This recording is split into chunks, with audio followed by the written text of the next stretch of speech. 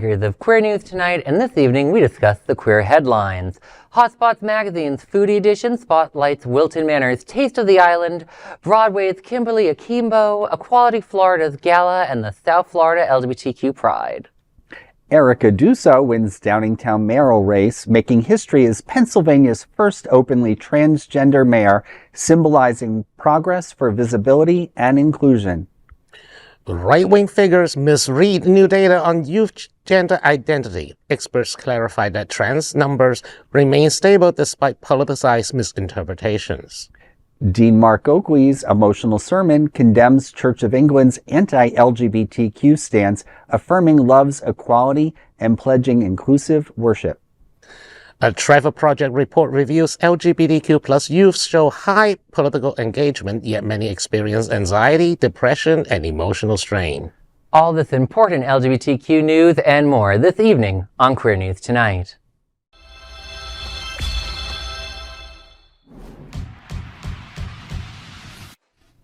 Welcome to Queer News Tonight. This is the world's first and only LGBTQ daily news television show, broadcasting live and available on demand on your favorite streaming channel.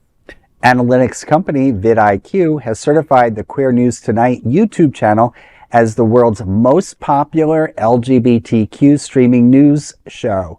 Our queer stories have reached over 11 million views. We are proud that Queer News Tonight has more YouTube subscribers than any other LGBTQ brand in Florida. We thank you for watching and supporting our voice in our rainbow family. There is no other news program in the LGBTQ world like Queer News Tonight. It is Thursday, November 6th. We are live and literally out of the closet and into the headlines. So many of your important stories we will tell this evening on Queer News Tonight.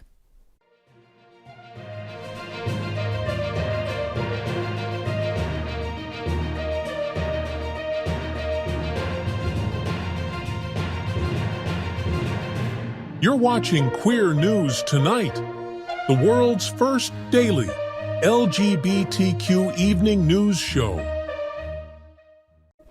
Welcome to the world's most important LGBTQ evening news show. Hotspots magazine, Happening Out Television Network, is a nonprofit 501c3 media company in the same model as PBS and NPR, but designed for the LGBTQ community. Our nonprofit mission is to support the 11 pillars of our community. We want to inform and educate the key issues of lesbian, trans, Latino, Black, healthcare, seniors, students, faith, social justice, business, and queer culture. Help us support our diverse community. We are part of one of the largest LGBTQ nonprofit media companies in America, Hotspots magazine and Happening Out Television Network. In 2025, our magazine is celebrating 40 years of the LGBTQ experience, and Queer News Tonight is celebrating our 5th anniversary with more than 11,000 LGBTQ television stories. We present South Florida's major LGBTQ events, including Pride Fort Lauderdale, Stonewall Pride, and Pride Fest. Our magazine, events, television news, talk, and entertainment shows support our mission to educate the LGBTQ and broader community.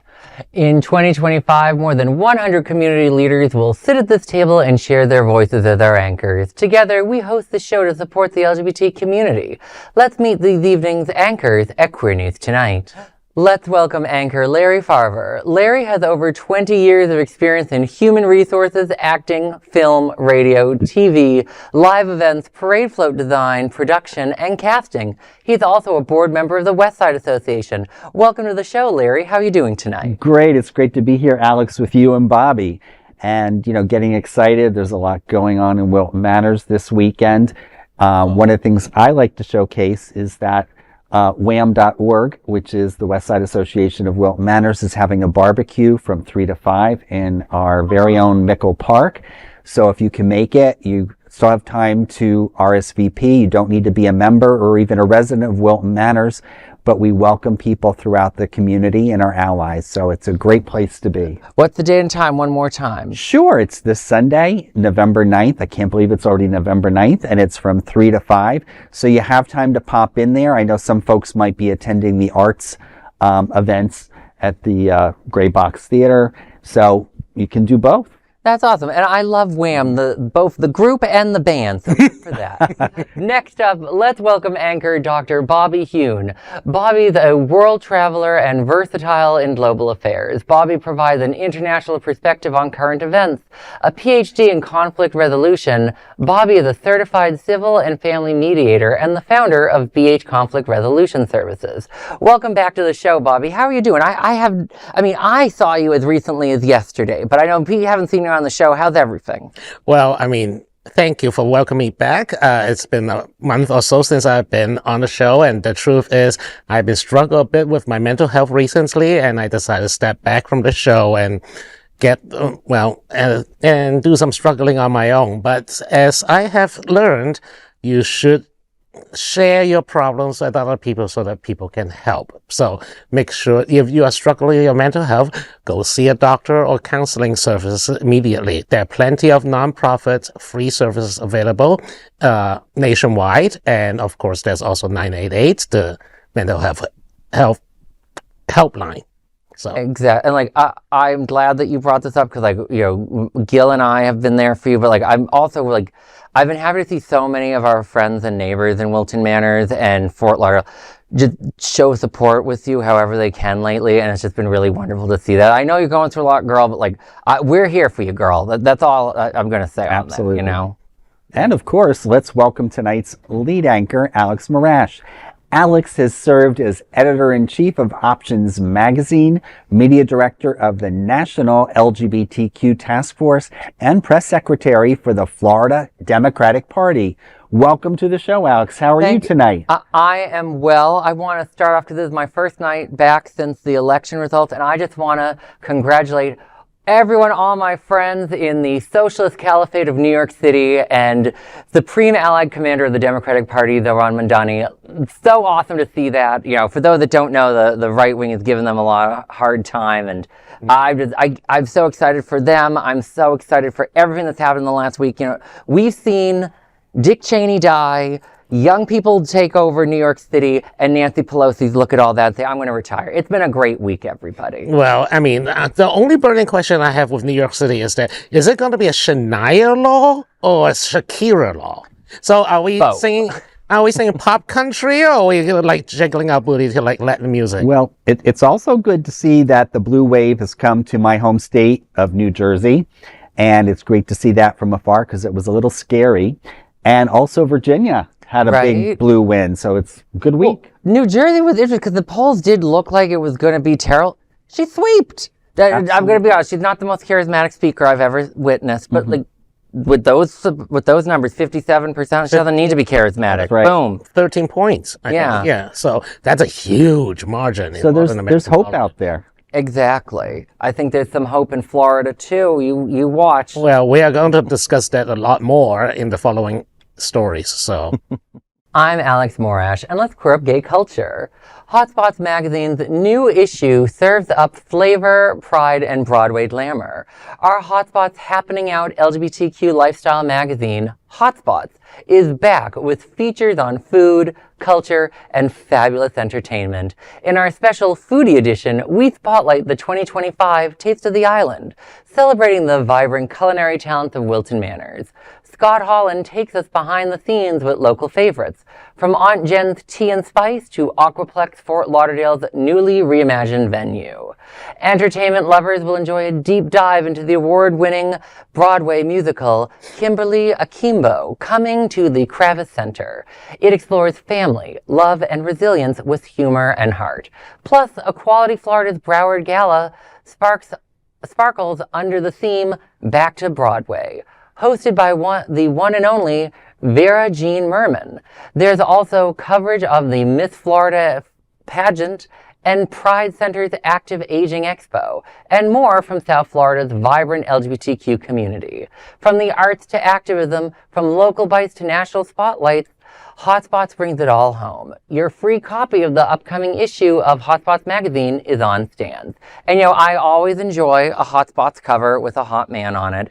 I want to try out all the food, but I'm on Zepbound right now, I can't eat anything. Sorry, that's ruined on me. I just want to say that I object to the cover model. That man has never eaten a carb in his life.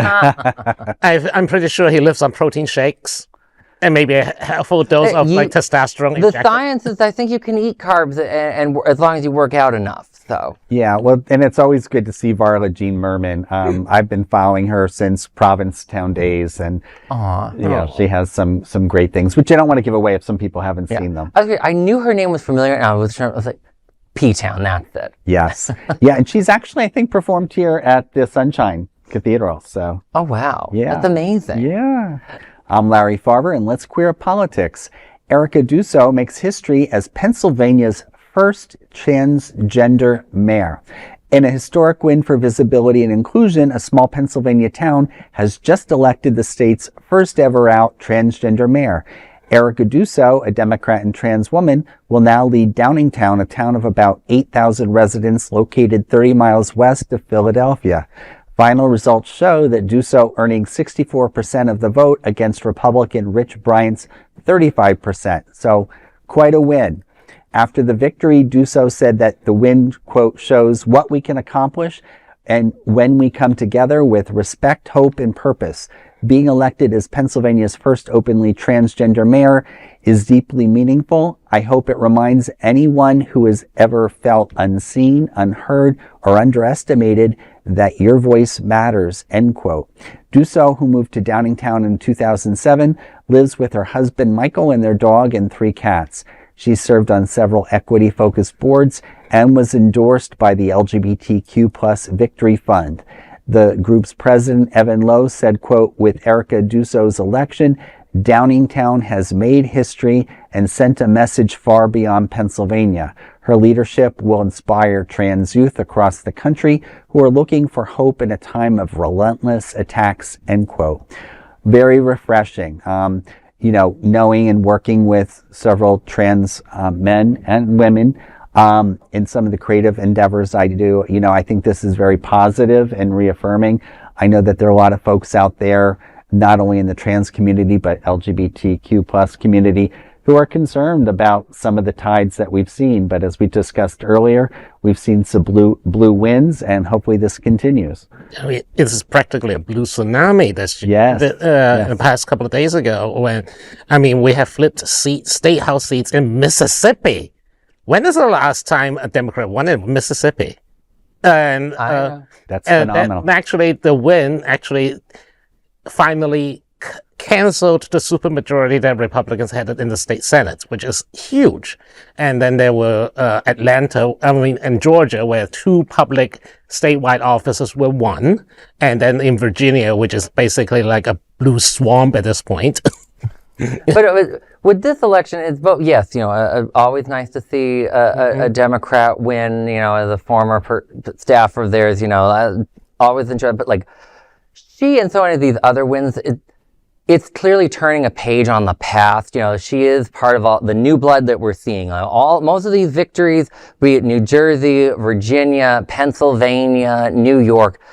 You're not seeing like 80-year-olds running for their re-election winning. It's people who have decided, I'm concerned with what I'm seeing. I want to get involved. She was running on an issues of like, not just like the city's finance, but like domestic violence in the city was a concern of her that she campaigned on, like a local issue of wanting to fix it. And she's been talking about like, it's just been great to see that it's been more than just her identity. People are voting for what they wanted her to do. And I think that's been great. And we're just seeing the sea change in this country. I think that's because of authenticity. When you speak authentically about your constituents' problems, then you will probably connect with them better instead of some made-up problems like trans issues or some made-up things like Pizzagate. Like you need to give them something real to be concerned. Truly representing the people in her city. Exactly. The authenticity is a big one. Hakeem Jeffries could take note of that. I'm Bobby Huen, and let's queer up trans rights. Are fewer people really identifying as trans? Experts say the data's wrong. Conservatives are seizing on new data they say proves fewer young people identify as transgender, but experts warn the numbers are being twisted. Earlier this month, right-wing commentator Eric Kaufman claimed that trans identification is in free fall among the young. His comments were echoed by psychologist Jean Twenge, who shared a graph suggesting the percentage of 18 to 22-year-olds identify as trans dropped from 4.5% in 2023 to 3% in 2024, and non-binary identities from 5% to 2%. But journalist Aaron Reed called the analysis a massive statistical error, saying that it ignored binary trans people. Activist James Bellingham's own review of the same dataset found the opposite trend, showing slight increases, not declines. Critics also note that Twenge's study covered just 2 years and left major questions about how prefer not to say responses were treated. Gallup polls, meanwhile, show the share of U.S. adults identifying as trans has actually risen since 2022. Experts stress that fewer people identifying publicly doesn't mean fewer exist. It may reflect growing fear in a hostile political climate. And that's exactly the nail on the head. There are fewer people outwardly identify as trans simply because the right-wing people like Eric Hoffman are handing them back into the closet. There are probably just as many gay people in proportional population in 1910s until now. The fact that there are less gay people then is not because there are less gay people, just less out-identified gay people. And that is how the right wing tried to twist the statistics and say, oh, trans people are down and anti-trans policies are working, and just keep pushing those dangerous, harmful, and erasure of people's identity onto the population and they should mind their own fucking business. I hear, I went through the whole down the rabbit hole for this article of reading Aaron's piece and the original piece but there's a couple things that Aaron and a few others mentioned, and I as someone who does statistical research will also point out one, studying 18 to 22-year-olds over a 4-year period, not the most statistically significant thing to look at. The numbers go up or down a dash, but also aging such a small age group, every 2 years you look at it, it's not the same group of people anymore, just off the bat. And the data of are trans people going up or down, we're talking about with Pew, it was a change from 0.7% to 0.9%. That is completely within the margin of error, everybody. And this other data, also very clearly within the margin of error. I have no idea if queer identity is going up or down from any of this, but more importantly, it doesn't. Whether there's one non-binary person in America or 300 million people are non-binary, it doesn't matter. We should still treat people decently. Exactly. There is the issue of are rich kids at Ivy League schools cosplaying marginalized identities? That is a fair question to ask, and to remind kids of wealth and privilege to not do that. But at the same time, go explore and have fun and try out, figure out how to do it. I have a cousin, a baby cousin, he's 18 now, but when he was 13, he told me he was not bisexual wasn't the word he used. He's polyamorous or pansexual. Pansexual, which I thought was polyamory, and he was 13. I'm like, what are you talking about? You're too young for that. But then I was like, oh, you just mean bisexual. He's completely afraid of ever dating a boy, but that's the term he wanted to use. He explored himself. I'm like, that's fine. If you want to try out a different gender or decide you want to try out no gender, that's all okay. And it's okay to then decide you just want to be some cis straight kid and marry a girl and just be like that. That's all okay. It's just be careful of not co-opting identity is something I remind kids. And but at the end of the day, this is junk data. I'm glad that Aaron dived into it. I'm glad others tried to dive into it, because the right is trying to make a narrative out of this. Yep. That's exactly what I do. I'm Larry Farver, and let's queer up faith. Love wins. Gay priest sermon brings listeners to tears. The Very Reverend Dr. Mark Oakley, Dean of Southwark Cathedral in London, delivered a powerful sermon that left his congregation in tears and earned a standing ovation. In his 15-minute address, Oakley, who is gay, reacted to the Church of England's recent decision to halt blessings for same-sex couples and continue banning priests in same-sex marriages. Oakley said, his voice trembling as he described years of exclusion and silence, quote, "The Church of England is still homophobic and does not believe in the equality of love. I knew people beat up people like me. The government was telling people not to teach children about people like me. The newspapers were naming people like me. The church was excluding people like me if they were honest, end quote. He spoke about his coming out moment at 18, recalling his grandmother's tender words. Oakley declared that her love mirrored God's love, overflowing and never diminishing, and vowed that Southwark Cathedral would continue to rejoice in offering prayers to same-sex couples. Online, viewers are praising Oakley's honesty and courage. Well, it's refreshing that in spite of a major force like the Church of England, that Oakley has the voice and the courage to continue his mission and offer support to the community. The Church of England is really weird in that way. I mean, on one hand, they have a progressive wing that really want to push like inclusive policies, but on the other hand, because empire, they have a very, very conservative sector in Africa and other former colonies where homosexuality is not even considered normal, let alone accepted, or even be about to be the same-sex marriage or any celebration thereof will almost certainly split the church in half. And actually just today, Uganda has announced that they are going to criminalize identifying as LGBTQ. It's not just like they already banned same-sex relationship. They already tried to, they already have death penalty for gays, death to gays law. Now they want to criminalize even just saying that you're gay, which is insane. But that's the kind of legacy that conservative diocese in Africa is trying to push. Well, personally, because Trump says like anti-capitalist and Antifa are terrorists, so like now I'm a terrorist and illegal in how many countries now?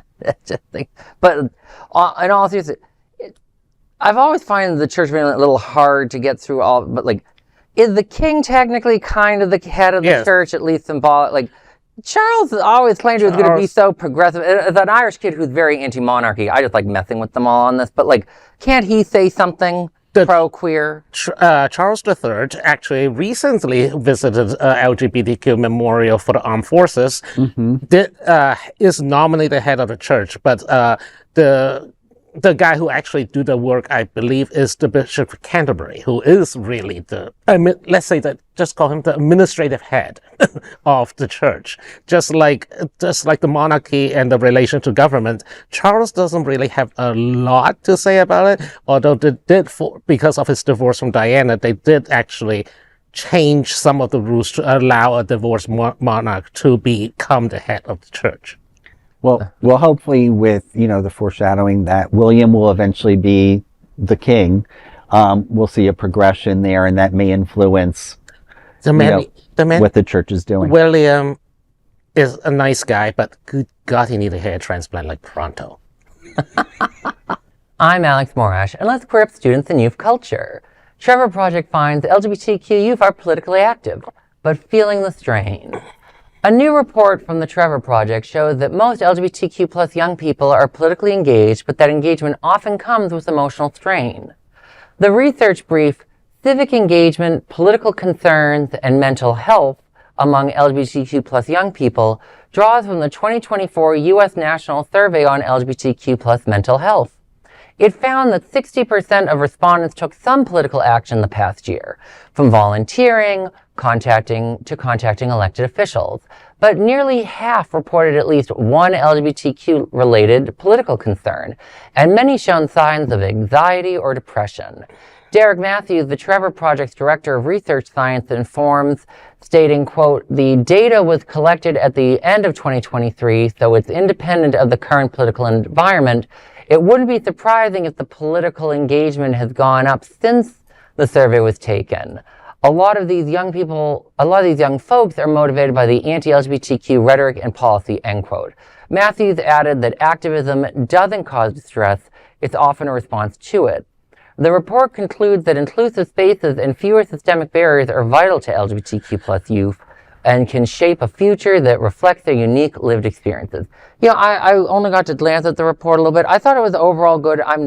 The researcher didn't discuss this in at least the quotes that we read, but another thing about it was, the LGBTQ were more likely to be politically active if they had economic or another affordability issue as well, which didn't surprise me because I've been seeing that with young people all over the place in polls for the last three years. I think that affordability and life and quality of life issue transcend sexuality in general. But I mean, I'm a grown-ass man and I have anxiety. I'm taking pills for depression. I just added a new new medication. This environment is simply not conducive to a healthy mental health.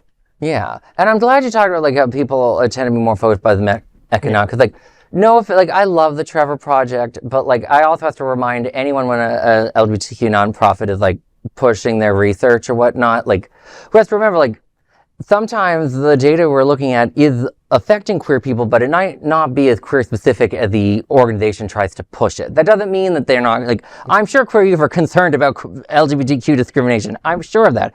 I just would say that like there might be other motivations that the people that donate to the Trevor Project don't necessarily want to hear, and I think that we need to talk about it a little bit more. Well, it's encouraging from the story to see that there is evidence that young people are taking action. It can be very empowering, and yes, we all, I think, are feeling different types of anxiety or in some cases depression with the current political environment that we're in, not only in our country, but globally.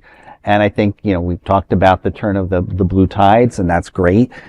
So certainly want to encourage young people to empower themselves. It can really, I know when I've empowered myself in the past, as a young man when I was 21 and going out to marches on Washington and on the State House in New Jersey, it made me feel that I was stronger and that I was not a minority. And I would encourage that now. And I also want to point out that there are significant hurdles and more obstacles for LGBTQ youth in terms of affordability too. I mean, there's a disproportionately large of young people who are homeless are LGBTQ people. They were being kicked out of their own home by their parents or by the other family members and ostracized from close connection to family. They can't go back to family. They can't go back to live in their childhood home to brave out economic downturn. That's not an option for them. That's not an option for most of us. Exactly. I've written about the myth of LGBTQ affluence so many times that like I've just made it the cliche headline at this point. But like, it's true. Whether we're talking about young queer people or people in general, that like the idea that we're all rich, like every queer kid like comes from a rich family and can just like, borrow daddy's Amex card to get through it all is absolutely false. I'm glad that you're bringing up, I'm glad you talk about young people empowerment. I'm glad no one tried to say like the best answer is you should just go run for office yourself. That's not the answer to tell people that are going through a mental health crisis. Like running for office is a very hard thing. Electoralism is useful, but it's not going to solve all of your problems in this world. So like, I'm glad that you guys have been talking about like these good points tonight. So, and of course, even though I give the Trevor Project a hard time on this one, they're a great organization. LGBTQ 1 Minute News. Let's queer up South Florida and Florida. Florida parents failed to ban LGBTQ plus children's book out of the blue. A Florida parent's attempt to ban an LGBTQ plus children's book has been shut down. The Pinellas County School Instructional Materials Review Committee voted unanimously to keep Out of the Blue by Robert Tregoning on school shelves. The book, which celebrates individuality and self-expression, was accused of promoting a gay ideology of coming out of the closet. Parent Nicole St. Ledger told a committee the book isn't pushing an agenda. Another member said it's appropriate for all ages. The 2024 award-winning title previously survived a similar challenge in Sarasota County. Good. I think like we are now witnessing the turn of the tides against the Moms for Liberty. Speaking of, they tried to run 31 candidates across the country on election day. Guess how many won? I don't think any. No, exactly. 0. Goose egg. Yeah. Moms for Liberty has now finally been exposed as a vicious, homophobic, transphobic, misogynistic, and sometimes racist organization that really should not get any spotlight at all on the national stage whatsoever. I hear you, and I love how you kept the 1 minute news response short. I'll also say that like it's nice to see people like this lose because like parents think that they get to dictate public schools. I'm like, no, we the public all pay for that school, and we as society get to have a say in what these children are taught. And yes, I want them to learn about queers. I want your kids to learn all about homosexuals. Too bad. No, and you know, it's very eye-opening. I mean, not only in the LGBT genre of books, but you know, seeing a display not too long ago when I was in the Wilton Manors Library, Charlotte's Web, which was a beloved tale when I was in elementary school, and that, you know, I bought for my nieces and nephews. To see that as a questionable book by some self-proclaimed entity out there, you know, so this is refreshing. I'm not even sure how Charlotte's Web would be controversial. We don't have time to go into I don't like. I could see someone criticizing Animal Farm, like me, for instance, but you know. LGBTQ 1 Minute News. Let's queer up the USA View. Virginia's gardening gays targeted in hate-fueled vandalism. In rural George County, Virginia, the gardening gays farm, owned by Kevin Graham and his husband, Dragon Krugbeely, was vandalized overnight with bags of medical waste and human feces. Police are investigating what the couple called an unmistakable act of hate, coinciding with Democrats' statewide victories. Despite the attack, the couple vowed to continue their work. You know, what an appalling act of hate. You know, I keep hearing that, you know, the left is so violent. The right is violent. When is the last time? Look, you see the Portland protest, you see the Chicago protest. We honk our horns, we dress up as like giant frogs. I mean, we make protest fun. And what did these do? I mean, I cannot even imagine the amount of hate you have to have in order to pick up actual medical waste to use it as a vandalism. Like, you don't think that the needle's going to prick you and all that? Possibly it could be a felony if they could catch the people who did it, you know? Oh, yeah. I mean, that's disgusting. That's absolutely disgusting. And to think that they are actually the one who's handling it and throwing it. I don't even want to think about that. LGBTQ 1 Minute News. Let's queer up gay culture. 6 thriving LGBTQ plus neighborhoods you should visit in 2026. It's a beautiful day in these neighborhoods. Across America, LGBTQ plus communities continue to thrive in enclaves built on pride and resilience. Go to any major metropolitan area and you'll likely find one a safe, supportive haven of queer residents and businesses. Though many faced tough times in 2020 and now battling rising costs, they're not backing down. So if you're planning your next getaway, go and visit Greenwich Village, North Allsted, Hillcrest, Asbury Park, and Provincetown, or come visit us in our one and only Wilton Manors, Florida, where queer history still lives loud. Well, I'm a fan of many of these cities. I think the only one I have not had an opportunity to enjoy yet is North Allsted. But my coming out experience was going into Greenwich Village from New Jersey. Many great memories there. And when I get a chance, I still go there. So it's a wonderful place to still explore. Hillcrest, I believe San Diego, is amazing as well. I haven't been there in a while. Many times in Asbury Park, New Jersey. So I encourage you, if you haven't been to Asbury Park or Provincetown, to check it out. But please, please, please, if you don't know Wilton Manors, please check us out. It's one of the greatest places in the world. It's the gayest city in the world. Sure. My politically controversial statement will be, you know, we called it North Crest or something, Boys Town. And so the people know, because I had to go, I heard the name change. Boys Town, the mayor in 1997 called it Boys Town. The local chamber of commerce is trying to change the name from Boys Town to that Hillcrest thing. North House. And I'm very no, it's not even an LGBTQ chamber, I might add, just the chamber. I'm like, don't let a business tell you what to call yourselves. Call yourselves Boys Town, Girls Town, non-binary town. I don't care. Call yourselves whatever you want. Don't let the business community tell you. Yeah. But the one other thing I will say, the list that we mentioned Wilton Manors was not on that list. And I think Wilton should take note of we got to step it up, Wilton. You know, you got to really work extra hard to get on that list. The city should start promoting things. Or maybe our LGBTQ Chamber of Commerce. Just start promoting. Well, he's the guest on our show. He comes a lot. You can ask him. I don't want him to get mad at me by saying But anywho. LGBTQ 1 Minute News. Let's queer up entertainment. Jennifer Lawrence, Emma Stone, and Escola team up for Miss Piggy movie. In a surprise review, Jennifer Lawrence announced on the La Culturistas podcast that she and Emma Stone are producing a new Miss Piggy movie written by Old Mary creator Cole Escola. The project's plot and timeline remain secret, though Lawrence hinted that she and Stone have to appear on screen. For now, Miss Piggy is busy lighting up Broadway in Rob Lake Magic with special guests, the Muppets. All right, well, obviously, if Miss Piggy is going to have a movie, Kermit better show up. Well, I love that big green flock. The rumor is Cole Escola wanted to do Miss Piggy playing in his Mary Todd Lincoln show. And I think a Muppet movie with, like, in that world could be hilarious. But that would mean Kirk would only have a limited time on the show if he plays her husband. Ooh. I don't think we are not reenacting that thing at Ford Theater. I'm sorry. Is that reenacted as part of the play? I don't know. I don't know. I haven't seen the play.